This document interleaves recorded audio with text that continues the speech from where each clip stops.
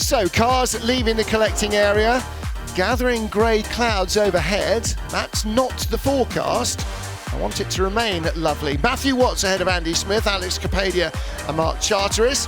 Henry Chart in the first of the 1600cc cars, the former Atlantic Motors. He'll be clinging onto the coattails of the cars in front and desperately trying to hang on in the slipstream.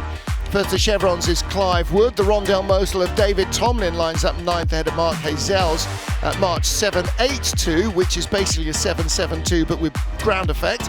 Then the Surtees TS10 of Dean Forward. That's the red car with the white centre panels. More Marches and Chevrons. Ralt RT1 of Gregoire Audi. And that is the Formula 2 version of the Ralt RT1 that we saw in the Formula 3 race about 45 minutes ago. So it looks identical, just got a bigger lump in the back, that's all.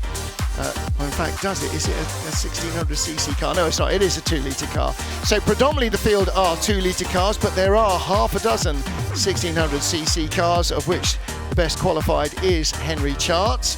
Gianluigi Candiani, his car number 22, you'll spot that very easily with a yellow and white ICI livery, very similar to the cars that Derek Daly raced in his term in Formula 2 before he made it through into Grand Prix racing. So Formula 2, for many drivers, was the final port of call before an F1 career. But for many drivers was also a little bit of extra pocket money and more fun while they were Formula 1 drivers. So this will be a second formation lap now for the cars, because otherwise they'd have a rolling start straight into an oil slick, the location of which they were not aware of. So as well as a bit more time to warm their tyres, Alistair Douglas, it gives them a chance to see that there is oil down on the Formula 1 pit straight, and so they will need to know what to avoid and how to avoid it. Yes, and for a lap or two there'll be a little bit of dust coming off that, although the marshals these days give it a good old brush down to make sure there's minimum amount of dust thrown up at the other cars. And you mentioned that Formula 1 drivers often did Formula 2 races. Indeed they did, and it was to earn money, and they enjoyed racing. But in the early days of Formula 2 it was totally normal to see Graham Hill, Jackie Ickx, Jochen Rindt, Ronnie Peterson doing Formula 2 races. In the championship, the current Formula 1 drivers couldn't score points. So had Jochen Rindt scored points, he would have won the championship, but it actually went to Jackie Ickx. Can you imagine that now? Can you imagine now if F2 on a Grand Prix weekend also had half a dozen Grand Prix drivers racing in it? That would be the ultimate benchmark for all those young kids who are desperately trying to claw their way to the top of the ladder. And it was the same then. You know, if you were racing against Graham Hill or Ronnie Peterson or Jochen Rindt, then you knew where you were in the overall pecking order. If you're close to Graham Hill, you're close to that guy that's the world champion. That's a really significant boost that Formula 2 had, that it had that calibre of driver racing in it, as well as all the hopefuls. Yeah, absolutely right. And yeah, most of the Grand Prix drivers would have taken part in Formula 2 races, so that as you call it, a benchmark was there for all the other drivers to see. That kind of dropped away, and of course these days Grand Prix drivers generally, we don't see them in anything else, even in club racing or non-Grand Prix weekends. They don't seem to come out racing, which I think is a bit of a shame, really. Well, it is, but they're, you know, the time that they spend in a Grand Prix in a car is a tiny percentage of the time that they spend thinking about and working on themselves and the cars, not just in the gym, not just physically, but so much time in simulators, because it's, you know, we're not now looking at the 1% that makes a difference, we're looking at the 0.001% that makes a difference, and that's the intensity of it. I'm sure some of them would love to have a distraction of doing something else, but it just doesn't happen. And then because we've got such an enormous schedule. Of course, you know, when drivers are racing in Formula 2, they're probably only doing 8 or 9 Grand Prix in a season, maybe 1 or 2 non-championship races as well. They'll probably be doing some sports car racing. So they had, you know, there were lots of non-earning weekends, and they weren't being paid millions at the time. They were being paid more than footballers probably, but not for very long. Right, we are getting ready to stop waffling and talk about the racing as our Formula 2 Classic Interseries race is about to get underway here at Silverstone.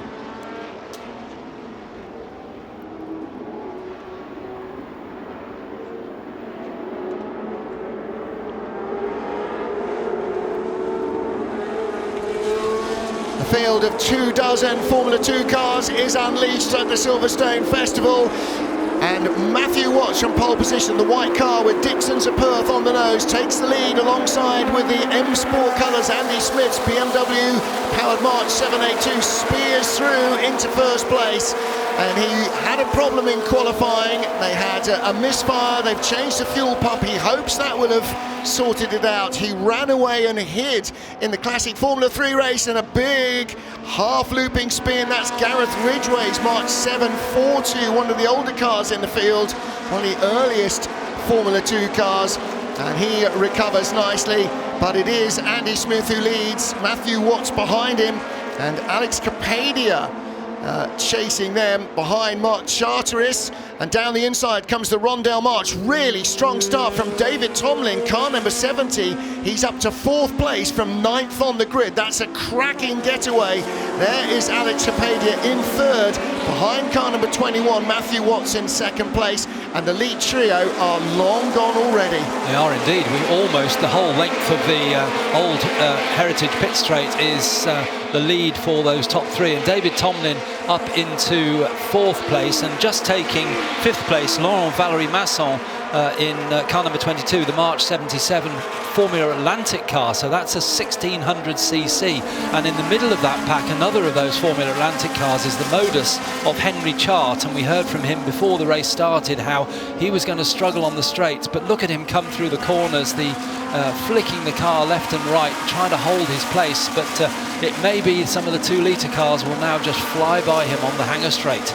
Well, yeah, he's got to make his ground, hasn't he, in the corners. He's got the same size tyres as the 2-litre cars, but less grunt in the straight. So he loses a little bit of ground. Closing up behind him in the white number 71 car, Chris Willey, that's his Chevron. Didn't quite manage to get by. And again, as they drop down into the Vale, Henry Chart in the orange car leaves him behind. But it was that, I think, that half spin really from Graham Ridgway that helped to separate the field. Ridgway dropped a long way back, but everybody else behind him checked up. He started in 6th place, and after the kerfuffle at the start here on lap 1, when Ridgway half spun, then that certainly separated the leaders. But again, great battle. Henry Chart all around car number 3, inside, outside, almost over the top of Chris Porritt, gets by him, so he moves up into 6th position. But again, this is the tight and twisty stuff, and when they get onto the quick straights here at Silverstone in the high-speed corners as well, that's not going to help. If Henry Chart can stay ahead of Chris Porritt, his next target is Mark Charteris in the Tolman liveried March 742, so that's a 1974 car which has the 2-litre engine, but Mark Charteris, a very, very quick driver indeed. He's currently sitting in 5th place. Battle of the Woods a little bit further back. Mark Wood and Chris Wood were battling, but now separated as Chris has dropped down the order. But this little queue, led by Dean Forward, car number 13, the white and blue machine. And all sorts, yeah, red and white Surtees car there of Dean Forward, just behind the pale blue and white car.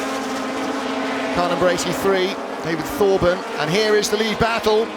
This is a battle for 2nd place rather. Alex Capadia with the gold and white and blue nose behind the blue and white Dixon's of Perth March of Matthew Watts, the man who qualified fastest. And he said, I'll be surprised if I'm in front of Andy Smith for too long. And Andy Smith, in fact, is a 2.5 seconds up the road already from these guys and building that advantage.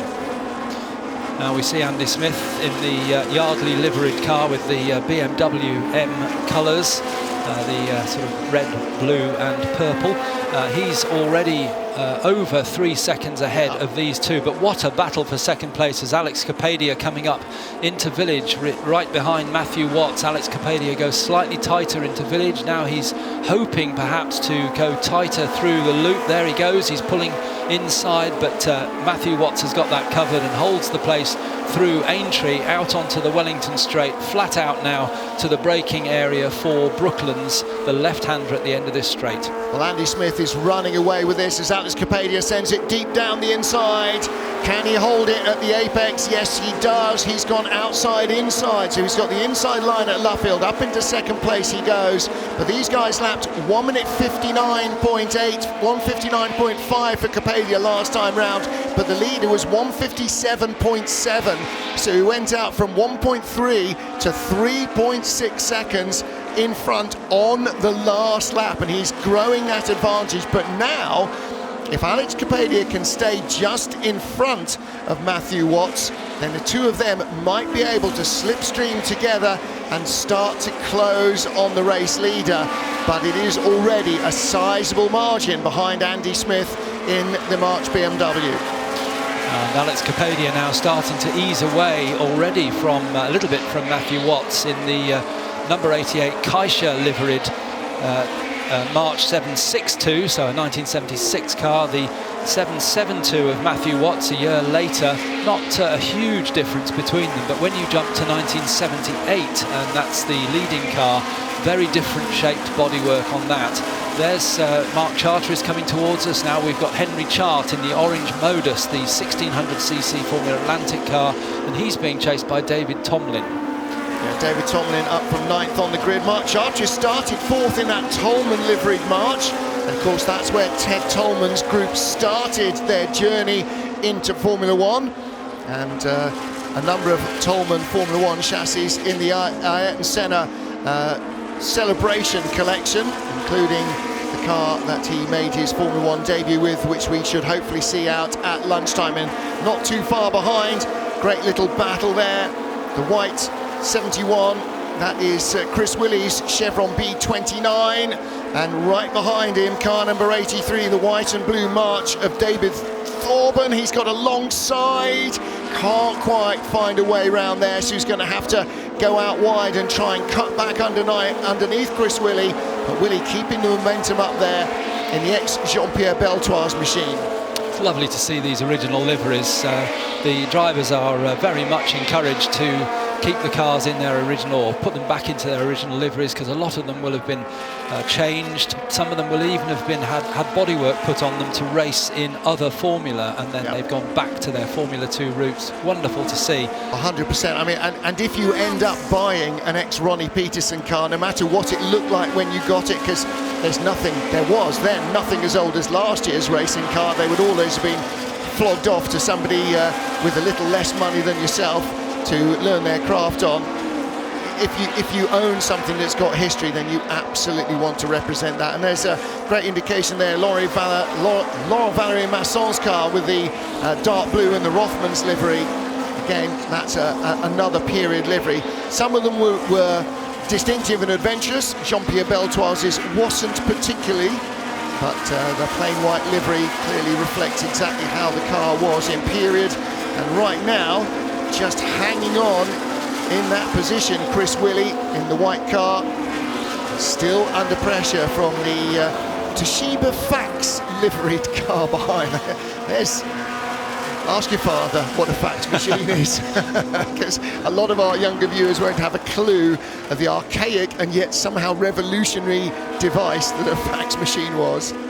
And it was revolutionary when it came out. I remember. You could send pieces of paper from machine to machine. What a strange concept. Well, why didn't you just wireless print them? Okay, son, let's sit down and have a conversation about technology. Let's not. Let's talk about the racing. Chris Porritt then in that blue and white machine, car number 3, just in front of Chris Willey, David Thorburn and Laurent Valerie Masson, now making it a 4-way fight. And Chris Willey looking to go the long way round the outside here as they exit through the loop and Village. Not going to work for him. You have to have a lot more speed and a lot more traction to go the long way round there. And Laurent Valery-Masson taking advantage and going by what I think might be a slightly ailing number 83 machine. And Dean Thorburn just seemed to lose a little bit of forward momentum. Dean Ford went forward, Dean Thorburn went back, and the leader is in the pit lane. Andy Smith has come into the pits in the March 782 and drives straight into the garage. He is out. So maybe it wasn't a fuel pump that was the problem, or maybe the fuel pump is now the problem. So that changes the face of the race. Alex Capadia now leads, and Matthew Watts is in second place, and the gap between them was 2.7 seconds. So this battle now moves a little further up the pecking order as well. This is now for sixth position. David Tomlin in the Rondell modus. There he is, the sort of orange and blue machine. He's now fifth, and this is the battle for sixth. Henry Chart in fourth place. And that's not the only car in the garage either. Bailing out is Mark Hazel in the Jesus Saves March. Another March 782, the same as Andy Smith's. Good original livery there for the number 77 Graham Ridgway car. That's the car that spun at the very, very beginning of the race. He's, where is he now? 77 Graham Ridgway, 14th place. The Stiebel sponsorship on that car, as it was in the originals. And meanwhile, back with this great battle that's going on for what is now sixth place, Chris Porritt. And just behind Chris Porritt is Chris Willey. And Chris Willey on more than one occasion has been level with Chris Porritt coming into the corner, but just couldn't get the line. He's trying it again at the loop. He's staying behind on this occasion. Dean Forward in the red and white Fina livery of the Surtees team, and Dean with his traditional pink helmet. Another car preparer who is also an excellent race driver. Well, he was a little closer to this battle, and despite them dicing, they have left him behind. That's not the leader coming in, but he did come into the pit lane, or is that the Yardley March? Okay, so that is Andy Smith. Well, Andy Smith has headed into retirement. He drove straight into the garage. It's one of the few bits of the track we can see. And Alex Capadia now leads by 4.1 seconds from Matthew Watts. And we are back with the battle for sixth position. There's Chris Porritt with a very similar looking colour scheme to early Ayrton Senna helmets. Chris Porritt just hanging on there in sixth place, ahead of Chris Willey and Dean Ford. There's your race leader, Alex Capadia. Again, the BMW Motorsport logo on the car. So it is another March 762. So this one of the older Marches in the field, but with the 2-litre BMW engine. And those were tuned by Heidegger in Germany in period. And of course, the factory March BMW squad, a very dominant force. Drivers like Mark Surer worked through their ranks and made it up into F1 and into the field, into the pits. I'm afraid it's come Gianluigi Candiani as well in his ICI liveried Chevron. Derek Bennett's Chevron company, very successful in the 1970s and into the early 80s. Single-seaters, sports car races, closed and open races. We've seen a lot of Chevrons, a lot of Marches, a lot of Lolas racing here this weekend, because they were firms that made cars for customers to race, unlike predominantly companies like McLaren and Lotus, who focused more on racing their own products. Of course, Lotus, Colin Chapman was always very happy to sell cars, but McLaren much less so in later years. They just raced their own cars. And I think I spotted there in our long shot that Dean Forward has got past Chris Porritt, as well as getting past yes, he has. Chris Willey, so he's moved up 2 places. So Dean Forward now up to 6th in the Surtees. Yes, we didn't see where that happened, did we? If we did, if you did at home, we were busy looking at something else in our notes. But you're right, Dean Forward has gone forward up 2, so he's found a ladder, and the others are slipping down the snake. In fact, Chris Willey seems to be a little bit slipping down the snake. He's in the clutches now of Laurent Valery-Masson, who is the Lanterne Rouge in this little group. And there is the ex-Eddie Cheever march. And there might be the recalcitrant fuel injection pump. And another car bites the dust. This is not an endurance race, this is a sprint. It's just a 25-minute run. Was due to be 20, but a 25-minute race because they didn't get to run yesterday, so we're just adding a little bit of time. And that is Gianluigi Candiani. Well, there's Andy Smith. Well, you win some by a country mile, you lose some. There you go. And in an hour, he has had both sides of motor racing, hasn't he? He has indeed, yes. The joy and the disappointment when everything goes perfectly, and it seemed to be going perfectly again at the start of the race, but he couldn't quite hang on. Back with the white ex-Jean-Pierre Beltoir's car. And this is Chris Willey trying to hang on to 8th place. Behind him, Laurent Valery Masson. And Valery Masson in the 1977 Formula 2 march. And one of the prime movers behind this and the F3 series is Laurent Valery Masson.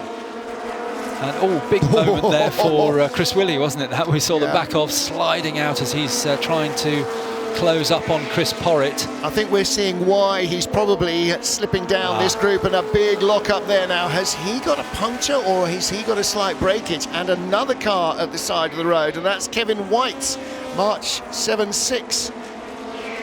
Yes, so 76P. So this is it's not a Formula 2 car. 76P would be a Formula Atlantic car, wouldn't it? Yeah, 1600. So Formula A in America was the top SECA category, which would have been sort of sub-Indy car or that style of car. Formula B, because somebody else had used Formula 1 by that stage, so the Americans didn't. So Formula B was Formula Atlantic. And a very successful feeder series for many, many years. And the kind of drivers that came out of Formula Atlantic would have been people like Bobby Rahal, Al Unser, and Gilles Villeneuve, who was spotted in a race in Trois-Rivières by James Hunt, who happened to be racing in a Formula Atlantic race there for whatever reason, and went straight back to Teddy Mayer, his boss at McLaren, and said, this Canadian kid, you need to look at him, you need to hire him. And Teddy Mayer, never one to be dissuaded of a good idea, did exactly that. And so Gilles Villeneuve's first Grand Prix drive was in an extra McLaren here at Silverstone, I think, in the British Grand Prix, and of course then went on to be hired by Ferrari. Meanwhile, back with the action, Laurent Valery Masson looking to make up a move now on Chris Porritt. She's got ahead of Chris Willey after Willey, I think, probably outbraked himself into retirement. He has sort of kept going, but that looked like a bit of a worrying moment. Here's the ex-Ronnie Peterson STP march. Nick Pancisi in that, and he seems to have got some sort of problem there, pulled off arm out of the cockpit. Meantime, this battle carries on with this is the place where Chris Willey went off last time. Back round for another lap, and it's Chris Porritt just ahead of Laurent Valery Masson, but Valery Masson is close behind, just looking for a way through as they come out of Luffield through Woodcut Corner. And then on the run down to Copse, a very, very fast right-hander. Probably not an overtaking opportunity, although don't tell Laurent Valery Masson that, because he tucks to the inside. He's definitely not paying attention to that, is he? Just to give you an idea of, with Henry Chart in 4th place now with the 1600cc car, and you heard him talk about that in the pre-show, he has around 22-23% less power than the 2-litre cars. There's Henry Chart, the bottom of our shot there. The 1600cc cars around 210 horsepower, whereas the quick 2 litres around 290. So a very big power disadvantage. That is a whopping difference, isn't it? Absolutely enormous. He's doing a stunning job. He's keeping ahead of David Tomlin in the Rondell Modus. So Henry Chart's orange car, number 48, still in 4th place. He just needs one little bit of frailty and he will be on the podium. But right now, Alex Capadia, who qualified 3rd, is leading the race as we continue to watch Chris Porritt desperately holding off Laurent Valery Masson. Chris Porritt in the car, raced in period by Davina Galicia. And just ahead of them, Dean Forward is closing in on David Tomlin. We did have a long shot on the Hanger Straight, and we could see the two of them quite close together. So we might be able to pick that up and see. That's for 5th place, David Tomlin in the blue rondelle, and Dean Forward in the red and white. There they are, yep. And you can see he's closing in. And Graham Ridgway in the yellow car that spun earlier on, yeah, he was closing in. I think he sort of stalled a little bit, hasn't closed on those guys. He was lapping quicker, but is just about matching the pace, even though these two are sort of thrusting and parrying with each other. They are still keeping up the pace of the cars in front. There's the Surtees. So Dean Forward just ahead of them. It's about a 3.5 second margin, but you're right, he's brought the gap down to David Tomlin to 1.5 seconds, and in fact, he lapped 2.4 seconds quicker than Tomlin on that last lap. So is the Rondell modus in trouble? Because Dean Forward is leaping forward in the red and white Surtees chevron. When he was born Dean Forward, he must have thought, I'm going to be a racing driver. And he's, yeah, there he is closing in on the blue and white Rondell motul of David Tomlin. Laurent Valery-Masson having a long look in the mirrors there. He's getting flashes of yellow, and of course those mirrors aren't clear. They'll be vibrating and buzzing away on the very thin bodywork with every revolution of the engine. So he's having a long look in the mirrors to see exactly where the yellow car behind him is. The answer is not close enough for him to worry about it. I will correct myself before everybody else leaps to do so. The Surtees is not a Chevron chassis, of course. It is a Surtees TS10. That's the car that is closing in on David Tomlin. What is Henry Chart doing there? Henry Chart's going backwards. Yeah, he should staying be there. Offline. So David Tomlin in the Rondell modus has gone by Henry Chart for 4th. There's Chart in car number 48, and he's being caught by the Surtees that go straight by him. I'm sensing that 1600cc car may have a bit of a misfire, because yeah, that does not have the body language of a car that is running sweetly. And now, suddenly, right with them and making a move up the order, Graham Ridgway goes by Laurent Valery-Masson. So the recovery drive of Graham Ridgway from that spin on the virtually the first corner, wasn't it? But he's just pulled in 1.5 seconds in one sector.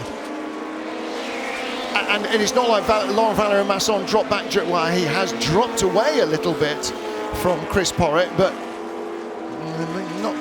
not so much that suddenly he went behind Graham Ridgway. Ridgway has caught them and passed them, so yeah, he's found a new lease of life, Graham Ridgway. So he's got by Laurent Valery-Masson, so he is up now to 8th place and chasing down Chris Porritt for 7th, and right in front still is Henry Chart. So I think we'll find out now whether Henry Chart has a serious problem, and I think he has, because he is slower than the 2-litre cars, but not that much slower. He's just pulled over and let 2 or 3 of them by. So well, of course, on the Hanger Straight, if somebody's got 50, 60, 70 horsepower more than you, that's really where you've got a problem. But he had managed to keep his lap speeds up. He's still continuing, so if it is fluffing or misfiring a little bit or intermittently, then he's just plugging on to get as much value out of it, and why not?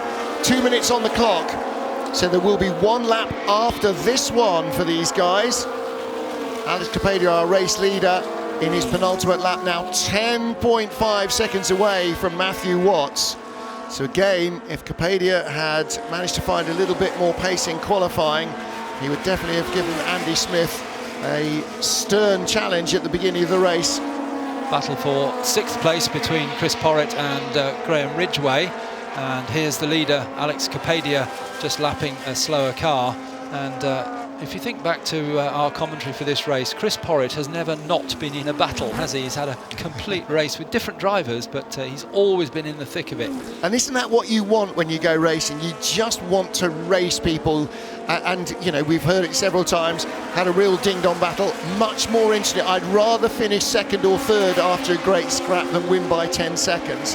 And that's exactly why they're in it. They want to be racing close, wheel to wheel, with similar drivers and similar machinery. And Ridgway goes by Porritt for 6th position now. And Henry Chart slipping out of the top 10. He's down to 9th place, 10th place. No, still 9th place, or 8th place ahead of Laurent Valery-Masson, except they got by him on the last lap. He's come into the pits, Henry Chart. Has he? I'm not surprised. Paul Bacon in the March 712 rather, is the man there passing now. And just in front, car number 6, Frank Lyons in the Brabham BT35. Now, how much does a 60s car look different from a 70s car? That Brabham, a late 1960s Formula 2 car, but it looks very much like every Formula 1 car, sprouting little canard wings. And these big shovel-nosed F2 cars of the early and mid-70s, just pre-ground effect. Very different looking beasts indeed. Dean Forward has now caught David Tomlin. We spoke about this a couple of laps ago. He's finally got there. They're on their last lap, aren't they? Yes. Yep. So Dean Forward in 5th place, David Tomlin in 4th. Just really starting their last lap, and David Tomlin with a lot of understeer. Dean Forward just looks like he's got a slightly better balanced car underneath him. Here's our race leader, Alex Capadia, coming down the Hanger Straight. So Capadia a long way clear of Matthew Watts. And in 3rd place, man, we haven't really talked much about Mark Charteris in the Tolman liveried March. But here is our race leader. Capadia comes out of the Vale for the final time. He'll turn right once, twice, and 3 times in Club Corner. The checkered flag is there. It is victory for Alex Capadia. A rare weekend in non-modern motor racing machinery, and he claims victory. 2nd place will be Matthew Watts. And there is Mark Charteris, car number 11. That is the Tolman March. So the Tolman Group livery seen then in Formula 1. Ex-Brian Henton, Super Hen and Derek Warwick were the first Formula 1 drivers for the Tolman team. Both moving up from F2 with the team as they graduated to F1. And then, of course, Ayrton Senna was their first big international signing. But across the line he comes. Goes by the STP March, which got going again. And so Mark Charteris takes 3rd place. And looking for the surtees of Dean Forward to come through in 4th.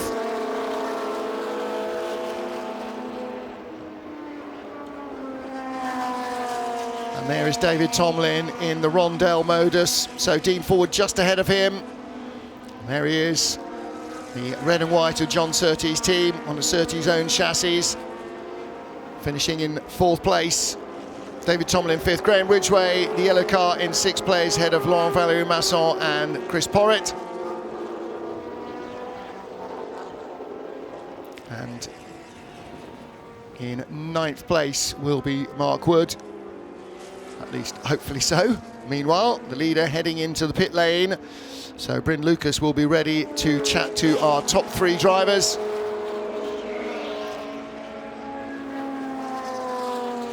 You can see that the August temperatures not exactly splitting the flags here at Silverstone. It was a chilly morning this morning.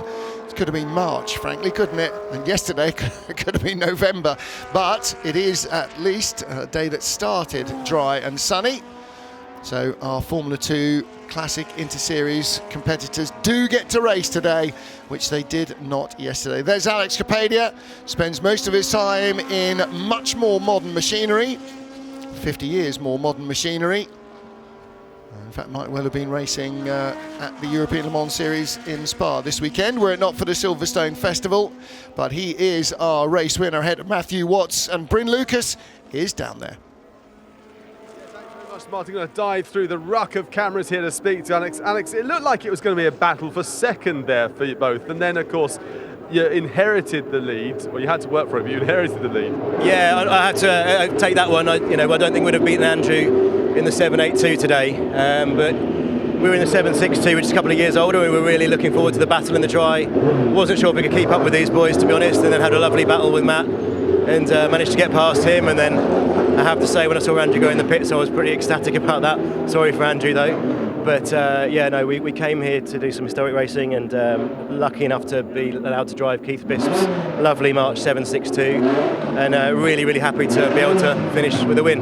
And you have the slightly older one as well, so the car that's 1 year older, and you managed to get the jump there too. But it looked for a while like you maybe had to work together to close the gap until, of course, Mr. Smith went into the pits and you inherited that 1-2 battle. Yeah, I think that we probably would have had to work together, give each other a few toes. I mean, we're not quite as aerodynamically efficient as the later cars, but nevertheless, really, really happy to get a win here. This is the one that all year I looked on the calendar and I thought, this is the one I really want to win. So really happy for Keith, Brian and Tom, the guys who've been running the car, to give them a win. It's a big tick for the year. Well done, well done. Let's go off and find our second place driver, who's just over here to our left-hand side. Let's go wandering around, shall we, and grab a quick word. If you could jump in for us there. It was a decent battle for a few laps, wasn't it? Yes, Andrew got the jump on me fairly early on, and then Alex was clearly in hunting down mode, so made for a good race. And I was just saying to Alex there about how it was looking like a battle for second and third between you both, and then it'd be promoted by one position. Yeah, to first and second. As the weekend goes on here, the track gets more and more lubricated by oil, and it gets more and more of a challenge. But a challenge that you completed with a decent result. Great, thank you. Yeah, great event, really enjoyed it, thank you. Well done, well done. Now, I cannot find third place at the moment, unfortunately. I'll go hunting and then we'll head to the podium. Back to you. Yeah, Mark Charteris in the Tolman March finishing in third place, and one of the older cars, March 782, I had it written down as 742, so 782, not in fact the older car, one of the newer cars at the Tolman livery car. Dean Ford finishing fourth in the Surtees, ahead of David Tomlin's Motul, run by the Ron Dennis team in period, and Graham Widgway after that early spin which split the field, recovering for a top six finish ahead of Formula 2 and Formula 3 Classic leading light and driving force Laurent Valerie Masson. Chris Porritt, Martin Wood and Gregoire Audi in the Rolls RT1 brackets F2 version, close brackets, rounding out the top 10. Nick Pancisi ended up in the pit lane at the end of the race. Julian Stokes, Mark Richardson, James King and Paul Basson in the top 15. Henry Chart slipping all the way down to 16th place in the Formula Atlantic 1600cc Modus. So in the end, it wasn't the lack of horsepower, but something else wrong with the car. Mark Hazel, David Thorburn, Andy Smith failed to complete the race, and Gianluigi Cangiani also brought his Chevron into the pit lane.